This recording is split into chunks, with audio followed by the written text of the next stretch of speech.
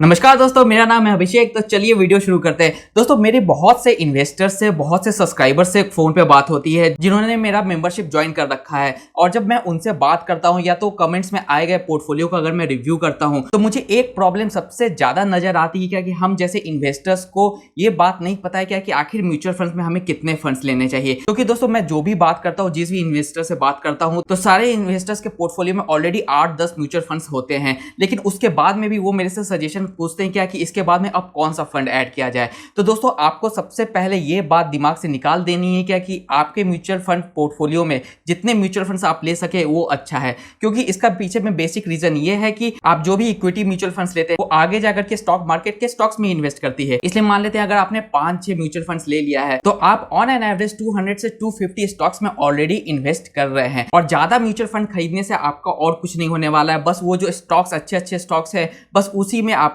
आगे जाके इन्वेस्टमेंट होना है। तो इसलिए सबसे पहला सवाल कि आखिर म्यूचुअल फंड पोर्टफोलियो में कितने फंड्स होने चाहिए। तो दोस्तों, मेरे साइड से सिंपल सी यही सजेशन रहती है कि एक म्यूचुअल फंड पोर्टफोलियो में 4 से 5 फंड से ज्यादा नहीं होने चाहिए। अगर आप अपने पोर्टफोलियो में 4-5 फंड भी रखते हैं तो इसका मतलब है कि अप्रॉक्स 200 स्टॉक्स में आपका इन्वेस्टमेंट हो रहा है। और उसके आगे अगर आप कोई भी इक्विटी म्यूचुअल फंड लेते हैं तो इससे और ज्यादा कुछ नहीं होगा, बस आपके पोर्टफोलियो का ओवरलैपिंग बढ़ेगा। तो सबसे पहला सवाल कि आखिर हमारे पोर्टफोलियो में कितने फंड्स होने चाहिए, तो स्ट्रेट एंड फॉरवर्ड आंसर है 4 से 5 म्यूचुअल फंड्स होने चाहिए। अब म्यूचुअल फंड सेलेक्ट करने के क्या बेसिक गाइडलाइंस होने चाहिए या क्या ग्राउंड रूल्स होने चाहिए। तो सबसे पहला ग्राउंड रूल ये होना चाहिए, आप किसी भी एएमसी का मैक्सिमम टू मैक्सिमम 2 ही म्यूचुअल फंड परचेज करें। क्योंकि दोस्तों, आपको एक बात समझना पड़ेगा कि फाइनेंस सेक्टर ही एक ऐसा सेक्टर है जिसमें कभी भी किसी भी रूप में स्कैम सामने आ जा सकता है। इसलिए आपके लिए ये बेहतर होगा अगर आप 15-20 साल के लिए इन्वेस्ट कर रहे हैं तो किसी भी एएमसी का max to max 2 mutual fund ले। और ये max to max 2 mutual fund तभी हो जब आपके पोर्टफोलियो में 5 म्यूचुअल फंड्स ऑलरेडी हो गए हैं।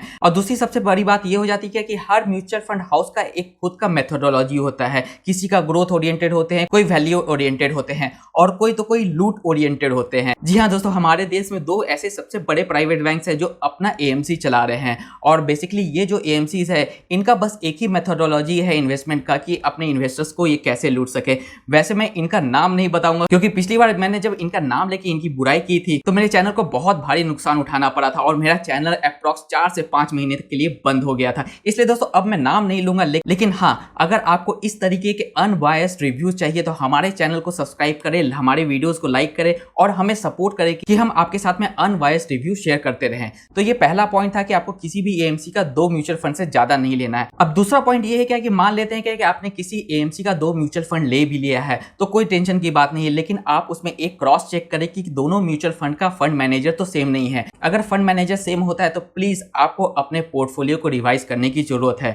और दूसरा बात, फंड मैनेजर का जो भी परफॉर्मेंस है आपको चेक करना बहुत जरूरी है कि पास्ट में उन्होंने कौन से फंड्स को मैनेज किया है और उस पर्टिकुलर फंड ने कैसे रिटर्न्स दिए हैं, कैसा परफॉर्मेंस था। तो आप हर म्यूचुअल फंड के फंड मैनेजर का रिव्यू जरूर करें। और इसके लिए एक सिटी वाइड लिंक है जो कि मैं आपको डिस्क्रिप्शन में दे दूंगा, जहां पे आप हर फंड मैनेजर का रेटिंग भी देख सकते हैं। इससे आप पता कर सकते हैं कि आपने जिस फंड मैनेजर को सेलेक्ट किया है वो आखिर कैसा परफॉर्मेंस दे रहा है मार्केट में पिछले कई सालों से। तो चलते हैं अब तीसरे पॉइंट की तरफ। तो तीसरा ग्राउंड रूल ये है दोस्तों कि आप जब भी अपना पोर्टफोलियो क्रिएट करें, चाहे आप 4 फंड ले या 5 फंड ले, आप जो भी फंड सेलेक्ट, प्लीज उस फंड्स के पोर्टफोलियो ओवरलैपिंग को जरूर चेक करें। क्योंकि जैसे मैंने बताया आपको पहले कि हर म्यूचुअल फंड आगे जाके स्टॉक्स में इन्वेस्ट करता है। तो कहीं ऐसा ना हो जाए कि आपने बस 2 नाम का म्यूचुअल फंड खरीद लिया है लेकिन दोनों वापस से जाकर के सेम ही स्टॉक्स में इन्वेस्ट कर रहे हैं। तो इससे आपका डाइवर्सिफिकेशन बिल्कुल नहीं होगा। और पोर्टफोलियो ओवरलैपिंग को चेक कैसे करते हैं इसके लिए मैंने ऑलरेडी एक वीडियो बना रखी है जो कि आपको यहाँ पे आई बटन में मिल जाएगा, या तो मैं डिस्क्रिप्शन में लिंक भी दे दूंगा। और कौन सी वेबसाइट है जहां से आप पोर्टफोलियो ओवरलैपिंग चेक कर सकते हैं ये भी मैं आपको बता दूंगा। चौथा ग्राउंड रूल ये है कि आपको अपने म्यूचुअल फंड को हर 4 से 6 महीने में एक बार रिव्यू करना है।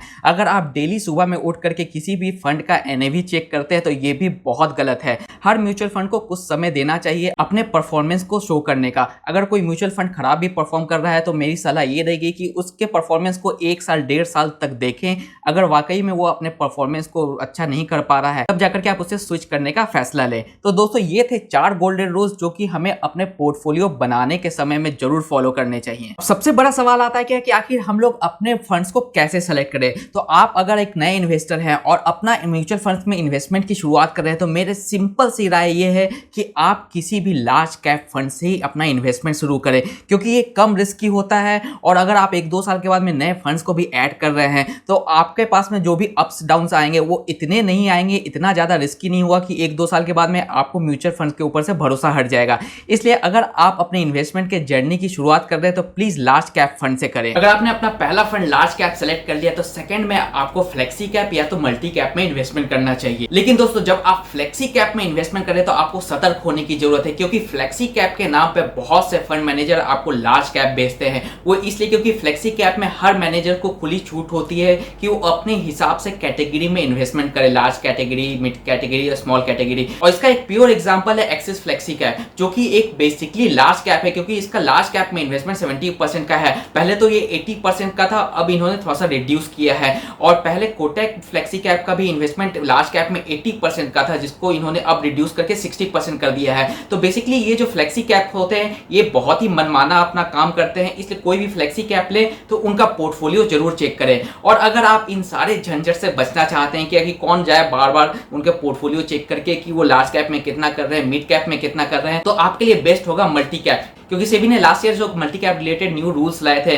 उसमें इन्होंने कहा था कि जो भी मल्टी कैप है उसको अपना 75% इन्वेस्टमेंट इक्विटी में करना पड़ेगा और लार्ज कैप, मिड कैप और स्मॉल कैप तीनों में 25% का इक्वल इन्वेस्टमेंट करना पड़ेगा। इसलिए अगर आप झंझट से बचना चाहते हैं तो फ्लेक्सी कैप से दूर रहें और मल्टी कैप में आराम से इन्वेस्टमेंट करें। तो आपके पोर्टफोलियो में अगर लार्ज कैप आ गया है, एक फ्लेक्सी कैप या तो मल्टी कैप आ गया है, तो तीसरा फंड आपको सेलेक्ट करना चाहिए स्मॉल कैप, क्योंकि दोस्तों हर इन्वेस्टर को थोड़ा तो रिस्क लेना चाहिए अपने पोर्टफोलियो में। इसलिए थर्ड नंबर पे आपको स्मॉल कैप भी एक ट्राई करना चाहिए। और एक बार स्मॉल कैप में जब आप इन्वेस्टमेंट कर ले तो चौथा फंड आपको मिड कैप या मिड लार्ज कैप में आपको इन्वेस्टमेंट करना चाहिए। लेकिन दोस्तों एक पॉइंट मैं आपको यहाँ पे और बताऊंगा कि अगर आप लार्ज कैप में इन्वेस्ट कर रहे हैं, फ्लेक्सी कैप में इन्वेस्ट कर रहे हैं और मिड लार्ज कैप में इन्वेस्ट कर रहे हैं, इस तीन कैटेगरी में अगर आप इन्वेस्टमेंट कर रहे हैं तो प्लीज आप अपना पोर्टफोलियो ओवरलैपिंग जरूर चेक करें, क्योंकि ये तीनों कैटेगरी एक तरीके से मिलती जुलती है और फंड मैनेजर इन तीनों कैटेगरी का बहुत ही गलत तरीके से फायदा उठा करके आपको फ्लेक्सी कैप या मिड लार्ज कैप के नाम पे आपको लार्ज कैप बेचने को तैयार रहते हैं। तो इसलिए अगर आप ये तीनों म्यूचुअल फंड्स के कैटेगरी में इन्वेस्ट कर रहे हैं तो प्लीज ओवरलैपिंग को जरूर चेक करें। और जहां तक फंड एलोकेशन की बात है दोस्तों, अगर आप 30+ ईयर्स के, 30-35+ ईयर्स के तो लार्ज कैप में एटलीस्ट आपको 30% का इन्वेस्टमेंट जरूर करना चाहिए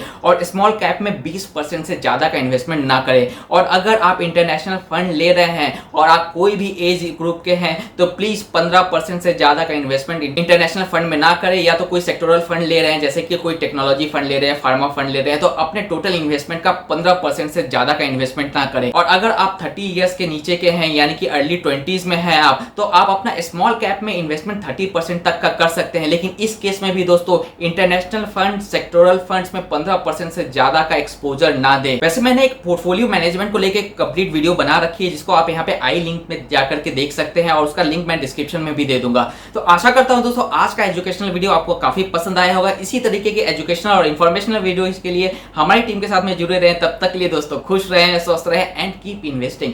जय हिंद।